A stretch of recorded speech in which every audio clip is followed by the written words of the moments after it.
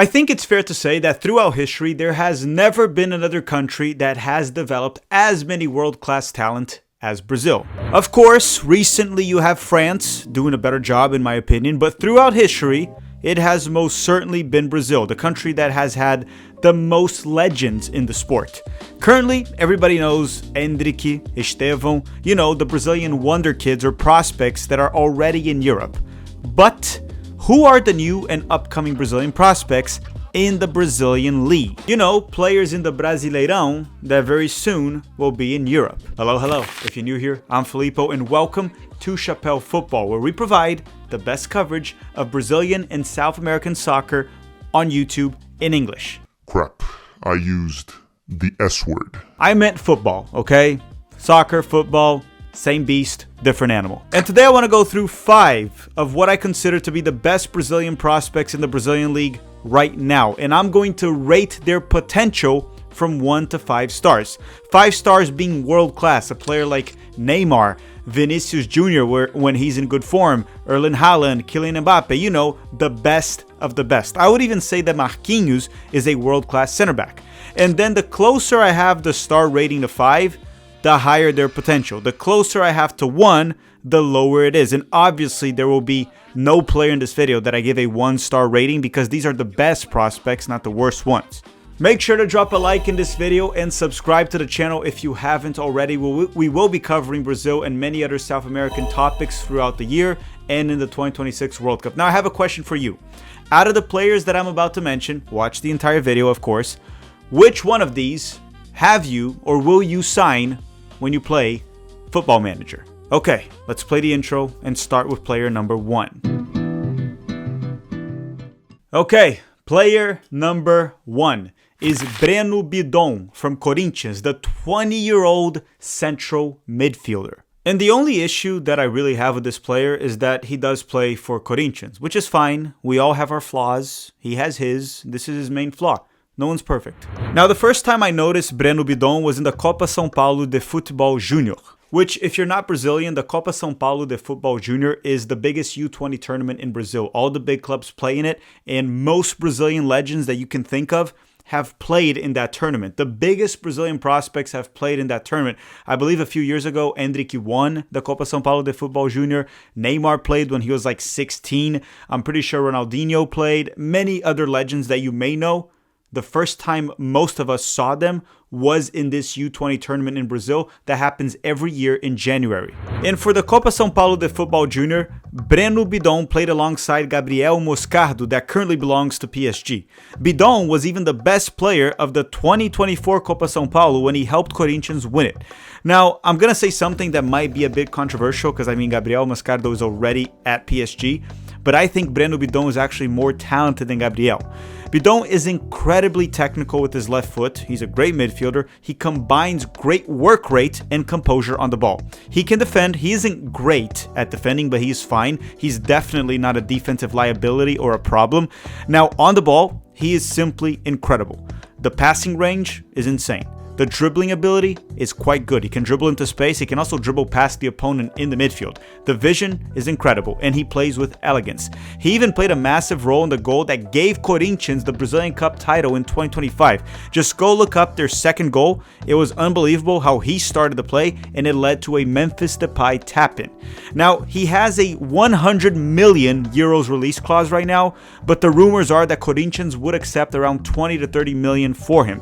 In terms of where he will eventually go, who knows? We have seen rumors of Arsenal being interested, Manchester United, Benfica. I don't know. I guess we will know soon. I do expect him to leave Corinthians no later than June of 2027 because he is an incredible talent and Corinthians is kind of broke these days. Yeah, they have like no money. And there have been also rumors that Flamengo, that team actually has a lot of money. They want to sign Breno Bidon from Corinthians. In that case, he wouldn't go to Europe right now. He would go to the other Brazilian giants, Flamengo. But at the time of this recording, Breno Bidon still is a Corinthians player. Now, if you ask me, I think he would do very well in La Liga or the Serie A. These are leagues that are a bit slower paced games and they fit his technical style of play. In terms of the 1 to 5 star rating of his potential, how good I think he can be, I'm going to give Breno Bidon a 3.5 out of 5, which that would be roughly what I would give a Bruno Guimarães, for example, right? I think Bruno Guimarães is somewhere around a 3.5 to 4-star player, not in his potential, but his actual ability right now. So I think when push comes to shove, as time goes on, Breno Bidon could be as good as a Bruno Guimarães. And understand, I'm not comparing their style of play. Breno Bidon and Bruno Guimarães are actually quite different when it comes to how they play. I'm just rating the potential, the level that Bidon can reach. And I think he can be a very good starter in a Premier League or La Liga team, like a Champions League team. All right, player number 2. And before I even talk about him, make sure to drop a like in this video and subscribe if you haven't already. Player number 2 is Alan from Palmeiras, my team, Palmeiras, or how they call him in Brazil, it's Alan. So he's a bit of a late bloomer, and let me explain to you why. Usually forwards like strikers or wingers, they have a breakout season early in their careers when they're 18, 19, maybe 20. Now Alan just had his breakout late in 2025 when he is already 21. Now 21 is still young and he still has a lot of potential and he can still improve and develop. But that's why I call him a little bit of a late bloomer. And a little bit of that is on Abel Ferreira, Palmeiras' current coach. He tends to take forever to trust young players.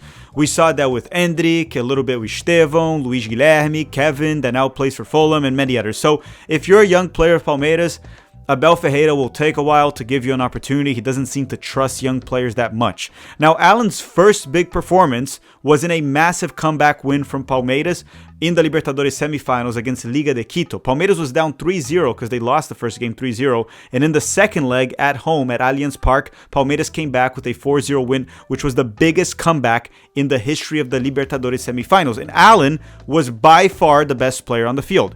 In my opinion, he actually closed this season for Palmeiras as their most dangerous forward. He's highly skilled on the ball, he has a ton of flair, and his dribbling ability is actually world class. It's incredible right now.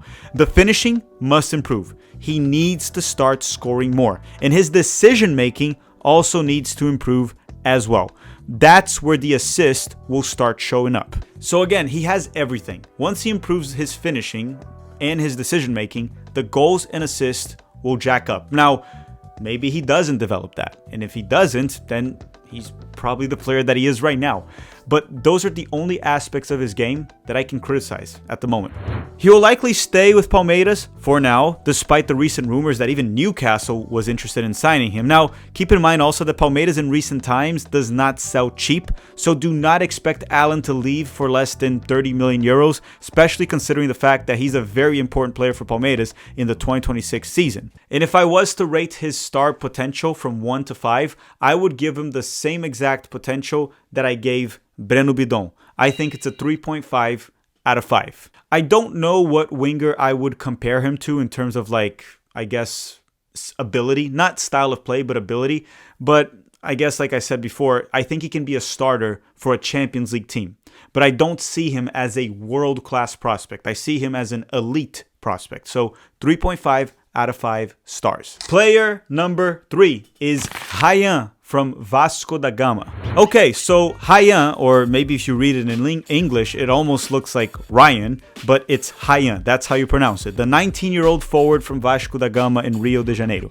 He can play as a center forward, or he can play out wide as a winger, mainly as a right winger because he's left-footed and he likes to cut inside. As a youth player, he was known as a goal-scoring machine. And during the 2025 season with Vasco, we finally got a little bit of that at the professional level. And I don't know why I'm saying finally, because this guy is only 19. He's very young. He had a breakout year with Vasco da Gama in 2025, scoring 14 goals in the Brasileirão, the Brazilian League, and 5 goals in the Brazilian Cup, helping Vasco reach the final where they lost to Corinthians and Breno Bidon, as I talked about earlier in the video. This player, Rayan, is an athletic player. Once he's ahead of you, it's over. No, seriously, if he gets a foot or two ahead of you, you're not catching him. Now, Rayan overperformed his expected goals this season. Based on the chances he's had, he was expected to score 9 goals in the Brasileirão, but he scored 14. Some people would call this luck. Others would say that he's just a very good finisher. Time will tell. personally, I just think he's a very good finisher. He's good at it. Rayan was also voted the Revelação of the Brasileirão in 2025, which essentially means he got the Young Player of the Season reward, or award. Sorry, not reward, award. So European clubs better hurry up and sign him while they can. And I have seen him linked to Milan, Manchester United, Bayern, and it was rumored that Vasco da Gama wants 80 million euros for Rayan, which realistically, they're not going to get that. I could see them selling him for maybe 20, 30, or 40 million, but not 80 million. And he's definitely worth the risk if you pay a lot of money. If I were to rate his potential from 1 to 5 stars, I would actually give him a 4 out of 5.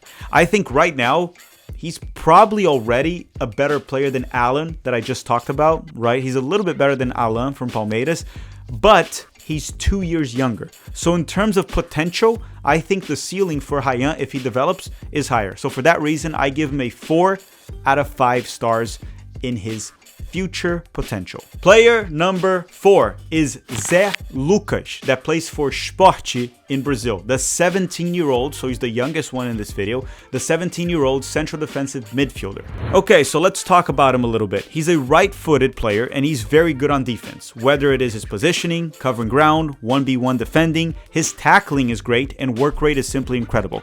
He is very good. I can see him being a great central defensive midfielder in Europe, and even he can play as a box-to-box midfielder, but to become a very good box-to-box midfielder, he must improve his offensive game. He must become better in the final third. He is very good in progressing the ball forward, short passes, dribbling into space. He is press resistant, but to be a very good box-to-box midfielder, he will have to add some goals to his game and possibly assist. Maybe pick a pass, long-range shots, crash the box in an effective way to score goals. But Zé Lucas is also the captain and central defensive midfielder for the Brazil national team, the U17s, okay? Not the senior one, the U17s. He recently helped them reach the semifinals in the U17 World Cup back in 2025. Now, Sport, his current club, got relegated this season to the second division.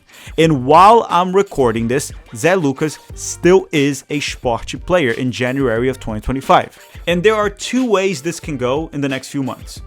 Palmeiras or Flamengo or maybe some big club in Brazil with a lot of money could sign him from Sport, and he'll stay in Brazil maybe for another 2 or 3 seasons and develop there with a richer and better club because Sport is in the second division. The other way this can go is in March of 2026, so in a few months, he turns 18. Once he turns 18, he will be eligible to go straight to Europe. So maybe he'll stay with Sport all the way till the summer, the European summer, which is July, the next transfer window during the World Cup. And then at that time, he will transfer to a European club. Now, I saw that Barcelona was interested. That was the rumor. I don't think he'll go to Barcelona. I don't even know if that's the right fit for Zé Lucas. But, I mean, I think what will happen is he's going to stay with Sport till July, and then once he's 18, he's going to go to Europe. I don't think he's going to go to any other Brazilian giant. He's going to leave Brazil within the next 6 months. And in terms of his potential, he is not the best player out of the ones that I'm mentioning in this video. Actually, right now, out of all the players that I mentioned, he might even be the worst one. Maybe not. If he was playing for a better team, maybe he would have done better in the Brazilian league this season. I think he has the highest ceiling out of all the players that I mentioned so far. I'm going to give Zé Lucas a 4.5 out of 5 star rating. I think he has the potential to be an elite, almost a world-class central defensive midfielder. He has all of the tools. He is clean on the ball, press resistant, athletic. His tackling is incredible. He plays hard.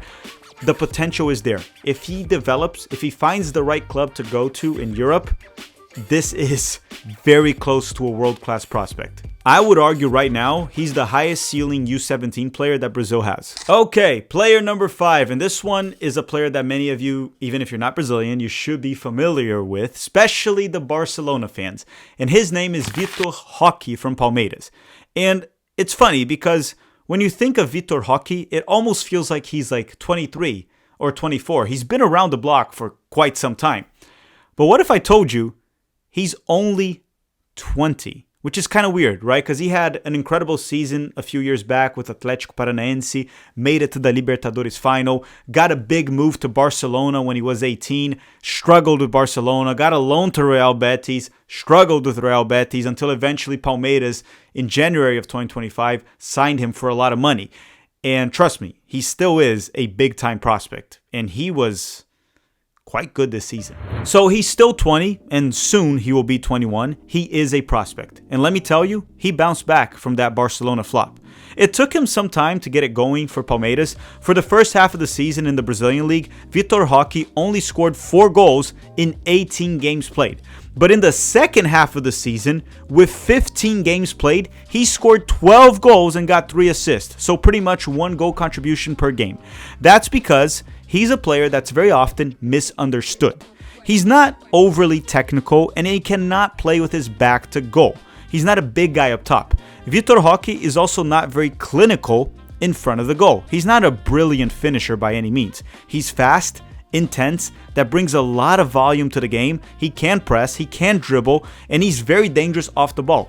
So he can beat you off the dribble with his pace and strength. And my take on Vitor Roque is that you cannot play him as a winger and you cannot play him as a lone center forward. You have to play him with 2 up top. And those incredible numbers that you saw, that he scored 12 goals in 15 games and got 3 assists, was when Abel Ferreira changed the way Palmeiras played. And Vitor Roque played up top with Flaco Lopes. If you have 2 players up top, one that can actually play make and can win headers, a more technical center forward, and you can have Vitor Roque kind of float around, that's how you get the best out of him. Now, if you put him to play with his back to goal as the lone center forward, he won't do well. Simple as that. And Vitor Roque this season was in the best 11 players of the Brazilian League. He also helped Palmeiras reach the Libertadores final, and he even got called up to the Brazilian national team by Carlo Ancelotti in November. The dude definitely bounced back. Vitor Roque will be back in Europe at some point, probably very soon, within the next year or so, and as long as he goes to the place that understands his strengths and weaknesses, he will shine. He seems very well suited for the Bundesliga, in my opinion, a league where many teams play on the counterattack. Some of them play in a 3-5-2. A 3-5-2 is a great formation for Vitor Roque because he can play up top with another center forward. And if it's a league that the game is very back and forth, he will do well.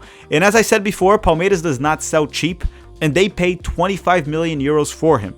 So for any club to sign Vitor Roque, they will very likely have to pay a minimum of 40 million euros, maybe more.